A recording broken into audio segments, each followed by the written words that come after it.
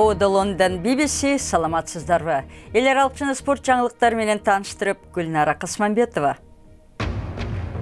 Испанияда саясий кризис тереңдеди. Каталония бир нече күндө көз каранды эместигин жарыялай турганын айтты. Карьера тепкечи. Эмне себептен айылдар чоң жетекчилик кызматтарда аз кездешет? BBC-нин 100 айым түрмөгө ушул суроону иликтейт. Технологиянын пайдасы. Түштүк Африканын фермерлери чарбасын жакшыртуу үчүн дрон менен чогулткан маалыматты колдонушат. Испания. Каталониянын жикчил өкмөтүнүн лидери жакынкы күндөрдө Испаниядан көз каранды сыздыкты жарыялай турганын билдирди. Карлос Пучдемонт анын өкмөттө апта соңунда же эмки жуманын башынан тартып ишке киришерин айтты. Бирок испан королу Филиппе референдум уюштуруучулары өздөрүн мыйзамдан тышкары коюшту деп айттады. Жекшембе күнкү талаштуу добуш берүүдө полиция күч колдонуп, эл нааразы болгон. Бул бөлүнүп кетүү коркунучуна туш келген өлкө. 2 миллион адам көз карандысыздык үчүн добуш берген соң, бул конституциялык кризис алдында турат. Испания буга даяр эмес болчу. Референдумду башкарган Каталония аймагынын премьер-министри BBC менен маегинде келе жаткан күндөрү Каталония расмий түрдө эгемендүүлүгүн жар салат деп айтты. Биз Испаниянын бир бөлүгү экенибиз белгилүү. Бирок биз өзүнчө мамлекет курууга укуктуубуз. Муну эл дагы каалап турат. Өз келечегибизди өзүбүз курабыз, деди премьер-министр. 10 миңдеген тургундар Барселона жана аймактагы башка шаарлардын көчөлөрүнө демонстрацияга чыкканы буга далил болду. Бирок акцияга чыккандын баарысы эле Каталониянын бөлүнүп кетүүсүн каалаган жок. Бул демонстрацияга көптөр референдум учурунда полиция күч колдонгонуна каршылыгын көрсөтүү үчүн чыккан. Испаниянын улуттук лидерлери Каталониянын Испаниядан бөлүнүшүн каалашпайт. Испан конституциясы буга жол бербейт. Испаниянын королу кече жасаган билдирүүсүндө каталан жикшилдерин өлкөнү кризиске кептеп жатасыңар деп айыптады. Каталониянын бийлиги мыйзам үстөмдүгүн орноткон. Демократиялык принциптерге каршы чыгып, өлкөдөгү тынчтыкты бузуп, коомду бөлүп жатат, деди испан королу. Испаниянын королу тынчтык сунуш кылбаганы Каталониянын жикшилдерин ого бетер күйүлөнттү. Алар эмки жумада эгемендүүлүгүн жар салууну көздөп жатканын билдирди. BBC-нин быйылкы 100 айым аттуу өнөктүгү аялдар кез келген күндөлүк проблемаларды чечүүгө басым жасайт. Алдыдагы бир ай бою биз дүйнөнүн булуң бурчунан баяндайбыз. Ал эми бүгүн аялдар эмне себептен кызматта жеңил өсө албайт деген маселеге көңүл бурабыз. Сиз же өтө эле жоошсуз, же өтө эле тыңсыз. Дүйнө боюнча жетекчилик кызматындагы ар бир 4 кишинин бири аял киши. Бирок компанияларды алсак, аялдар эң башкы жетекчиликтин 12% гана түзөт. Бизнес чөйрөсү аялдарды кемсинтип жатабы? Мисалы, Силикон өрөөнүндө жетекчилик 10 кызматтын бирине гана аял коюлган. Технология тармагындагы алдыңкы фирмада жүргүзүлгөн сурамжылоодо аялдар башкы көйгөйү эмне экенин билдирген. Алардын 60% сексуалдык асылууга дуушар болгон. 65% аял болгону үчүн көптөгөн иш-чарага катышпай калганын айткан. 84% өтө эле албуттуусуң деген жеме уккан. Аялдарды үстүдө айнек шып гана тоспостон, алар өйдө карай сынык шааты менен чыгып жаткан оңду. Натыйжада эркектерге салыштырмалуу 2 эсе көп аялдар технология тармагындагы жумуштан кетип тынат. Эмне себептен жетекчиликте аял эркек тең салмагы болгону маанилүү. Аял эркек аралаш болгон жетекчилик алдында компаниялар дурус натыйжага жетери иликтөөдө аныкталган. Мындай тең салмактуулук кагаз үчүн гана эмес, иш үчүн да ыңгайлуу.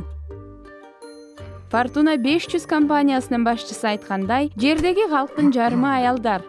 Алар мен үчүн иштебесе, анда башка бирөө үчүн иштеп жаткан болот. Сиз көрүп жаткан BBC эми күндүн башка кабарларынын тизмеги. Акшы, Лас-Вегаста 58 кишини атып өлтүргөн Стивен Паддоктун сүйлөшкөн аялы полицияга сурак берет. Ал Филиппинден Лос-Анджелес шаарына кечээ түнү кайтып келди. Марило Данли Филиппинде туулуп өскөн австриялык жараны. Ал Америкада жашаганына 20 жыл болгон. Полиция бул аял аркылуу Паддок эмне үчүн элге ок атканын билүүгө аракет кылат. Түркиянын соту өткөн жылкы мамлекеттик төңкөрүш аракетинин маалында президент Эрдоганды өлтүрүүгө аракет жасаган деген негизде 30дан ашуун кишини өмүр бою абакка кести. Алардын көбү атайын күчтөрдүн мүчөсү болуп, Мармарис курортундагы Эрдоган жайгашкан мейманканага чабуул койгону үчүн айыптуу деп табылды. Химия жаатындагы быйылкы Нобель сыйлыгы молекулаларды изилдеген британиялык Ричард Хендерсон, швейцариялык Жак Дубеше жана америкалык Йоахим Франк деген 3 окумуштууга ыйгарылды. Алардын илимий ачылыштары биохимиянын жаңы дооруна жол салды деп айтылат Нобель комитетинин чечиминде. Австралия окумуштуулардын айтуусунда өлкөнүн эң ири 2 шаары Сидней менен Мельбурнда аба температурасы 50-жылга карата 50 градуска жетиши ыктымал. Климаттын өзгөрүшүн токтотуу боюнча эл аралык чаралар аткарылган күнү да температуранын өсүшү улана бериши ыктымал дейт Австралиянын улуттук университетинин окумуштуулары. Дүйнөдөгү айдоого жарамдуу айдың жерлердин 3/2 Африкада жайгашкан. Демек Африканын келечекте дүйнөнү тоюндуруудагы мүмкүнчүлүгү чоң дейт экономисттер. Африкада айыл чарба маселеси абдан актуалдуу. Анткени 50-жылга карата дүйнө калкынын саны 10 миллиардтан ашаары болжонууда. Андыктан түшүмдү өстүрүүгө соңку технология улам кеңири колдонулат. Бул жер жүзүм талаалары менен белгилүү. Бирок ошондой эле лимондорду да өстүрүшөт. Риктон фермасында утурумдук жалданган жумушчулар жакынкы чыгышка сатыла турган мөмөнү терип жатышат. Экспорт талабына жарабай калган мөмөлөр жергиликтүү дүкөндөргө же варенье жасоого жумшалат. Түшүмдү жыйноо убагы келгенде цитрус бактарын асмандан дрон карап талаанын баардык жерин көрсөтүп турат. Муну акылдуу дыйканчылык деп коюшат. Дыйкан катары талаанын баардык жерин көрө албайсың. Бир күндө бир гана бурчун көрүп, башка жердеги көйгөйдү көрбөй каласың. Дрон тартып алган видеолорду Кейптаунда жайгашкан Aerobatics уюмунда көрүп анализдеп чыкса болот. Айыл чарбалык маалымат менен иштеген уюм өздөрүнүн дрондорун жасай баштаган. Бирок даяр дрондор сатыла баштаган соң маалыматты анализдөөгө өтүштү. Дрон менен талаанын кайсы жери жетиштүү сугарылып, кайсы жери кургап жатканын көрсө болот. Биз талааны изилдеп турабыз. Ошондуктан көйгөйдү эрте аныктап, түшүмдү сактап калабыз. Учурда дыйкандарга дрондорду мобилдик телефонунан башкарууну мүмкүн кылган программанын үстүнөн иштеп жатабыз. Технологиянын дыйкан чарбага кириши жаш муунду да кызыктырат. Спорт. Румыниялык теннисчи Симона Халеп биринчи жолу россиялык Мария Шарапованы утуп алды. 26 жаштагы Симона Халеп буга чейин Американын ачык турниринде Шараповага 72 мүнөттүн ичинде жеңилсе, бул жолу 6-2, 6-2 эсебинде жеңип алды. Алар буга чейин жалпысынан 8 жолу беттешкен. FIFA Sporting Lisbondун оюнчусу Адриан Силваны Лестер Сквидге өткөрүү тууралуу Англис футбол ассоциациясынын арызын четке какты. Лестер Сити командасы 30 миллион долларга бааланган оюнчуну өткөрүп алуу тууралуу арызын 14 секундага кечиктирип тапшырган. Эми оюнчуну өткөрүп алуу аракети январь айында башталышы мүмкүн. Президент Владимир Путин футбол боюнча 2018 жылкы дүйнөлүк чемпионатка даярдык жайбаракат жүргөнүн сынга алды. Бирок чемпионатка тандоо беттешүүлөрү өз тартиби менен уланууда. Бүгүнкү тандоодо түндүк Ирландия Германия менен беттешет. Ал эми Румыния Казакстанды кабыл алат. Словения болсо Лондондун Уэмбли стадионунда Англия менен ойнойт. Программанын соңунда дүйнөдө тили эң узун ит рекорд китебине кирди. 8 жашар Сент Бернард тукумундагы иттин аты Мочи Рикерт.